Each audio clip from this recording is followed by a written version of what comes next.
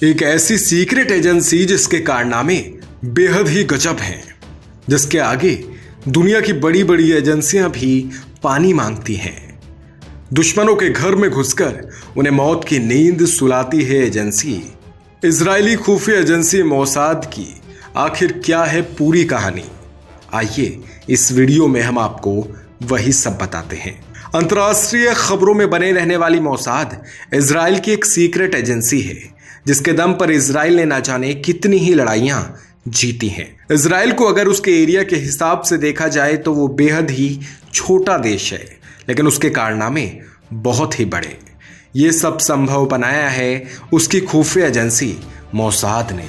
दुनिया में यूं तो कई छोटे मुल्क हैं, लेकिन सभी के नाम किसी को नहीं याद होंगे, पर अगर इजराइल का नाम किसी के भी सामने लिया जाए तो वो उसे तुरंत पहचान लेता है।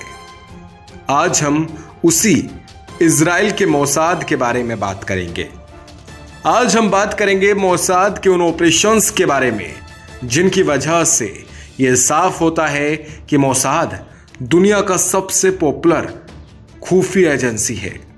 Number 1, operation Wraith of God. यह ऑपरेशन सबसे मशहूर ऑपरेशंस में से एक है। 1972 में म्यूनिख ओलंपिक के लिए दुनिया भर के खिलाड़ी जमा हुए थे। इसी दौरान एक आतंकी घटना हुई। इजरायली ओलंपिक टीम के 11 खिलाड़ियों को आतंकियों ने उनके होटल में मौत की नींद सुला दिया। इसका आरोप 2 आतंकवादी संगठनों पर लगा। इन संगठनों के नाम थे ब्लैक सितंबर और पैलेस्टाइन लिबरेशन ऑर्गेनाइजेशन। इसके बाद इजरायली सरकार आग बबूला हो गई। बदले के लिए प्लान तैयार किया गया। 11 लोगों की हिट लिस्ट बनी।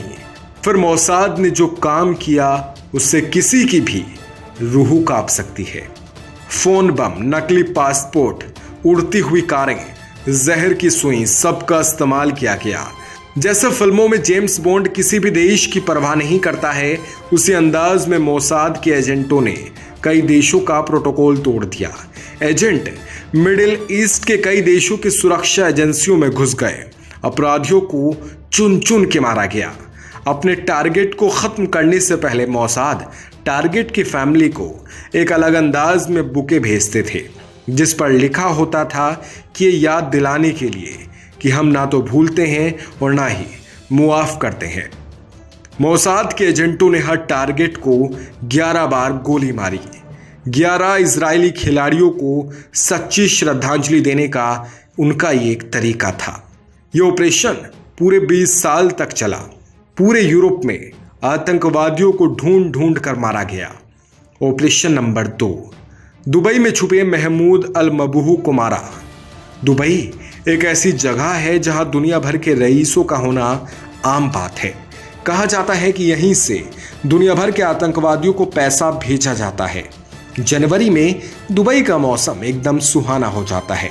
रोज 1 लाख लोग दुबई एयरपोर्ट पर आते हैं। इस मौसम में यानी 19 जनवरी 2010 को इसी शहर के होटल अल बुस्तान रोताना में एक मर्डर हुआ, जिसने इंटरनेशनल मीडिया में सनसनी फैला दी। दुबई मीडिया को जानने में लंबा वक्त लगा कि एक मर्डर है। शुरुआत में तो ये किसी नेचुरल डेथ के जैसा ही लग रहा था। मरने वाले आदमी का नाम था महमूद अल मबूह, जो हमास के लिए हथियार की सप्लाई का काम करता था। अल मबूह के पैर में सक्सीनी कोलिन का इंजेक्शन दिया गया था, जिससे उसे पहले पैरालिसिस हुआ, बाद में उसके मुंह पर तकिया रख के उसे मार दिया गया। हिट स्क्वाड ने अल मबूह के कमरे के सामने ही अपना कमरा बुक किया था। जैसे ही वो कमरे से बाहर गया तो स्क्वाड ने इलेक्ट्रॉनिक डोर की सेटिंग चेंज कर दी। जब वो वापस आया तो अपने काम को अंजाम देकर स्क्वाड निकल गई। तो इस तरीके से मोसाद ने अल मबूह से 21 साल पुराना बदला ले लिया था। अल मबूह फिलिस्तीनी ग्रुप हमास के मिलिट्री विंग का कमांडर था। उस पर 2 इजरायली सैनिकों को मारने का आरोप लगा। अल मबूह ये जानता था कि उसकी मौत निश्चित है, पर उसे अंदाजा बिल्कुल नहीं था कि उसे ऐसी जगह पर मारा जाएगा जो उसके लिए एकदम सेफ है। इस काम में मोसाद के 33 एजेंट लगे थे। स्क्वाड का कोड नाम था सिजेरिया, जो कि फिलिस्तीन के एक पुराने शहर के नाम पर था, जहां पर कुछ यहूदी शहीद हुए थे। एजेंटों ने इंग्लैंड, फ्रांस, आयरलैंड से लेकर सीरिया, अरब का पासपोर्ट बनवा रखा था। ये एजेंट अलग अलग जगहों से दुबई आए और मार के चलते बने। जब तक दुबई पुलिस ये तय कर पाती कि यह हत्या ही है, तब तक ये लोग इजराइल पहुंच चुके थे। अगला ऑपरेशन 70 गोलियां।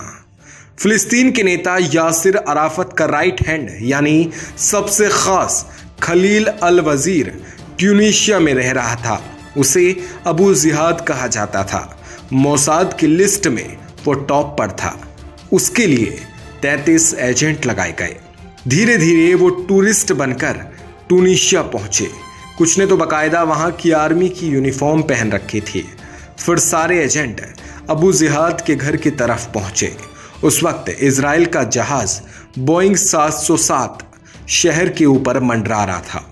यूं ही नहीं, उसने वहां के कम्युनिकेशन सिस्टम को ब्लॉक भी कर दिया था। हिट स्क्वाड उसके घर में घुस गया। पहले तो नौकरों को मारा, फिर अबू के परिवार के सामने उसे 70 गोलियां मारी गई। इजरायली एजेंसी का हवाई ऑपरेशन, जो कि अन्य देशों के लिए आज एक केस स्टडी की तरह है। 1976 में युगांडा में इजराइल के 54 नागरिकों को बंधक बना लिया गया। कहा जा रहा था कि उस वक्त युगांडा आतंकवादियों के साथ मिल गया है, लेकिन मोसाद ने अपनी ताकत से 54 लोगों को मौत के मुंह से निकाल लिया। इसके साथ ही मोसाद ने यह साबित कर दिया कि उससे बेहतर एजेंसी पूरी दुनिया में नहीं है।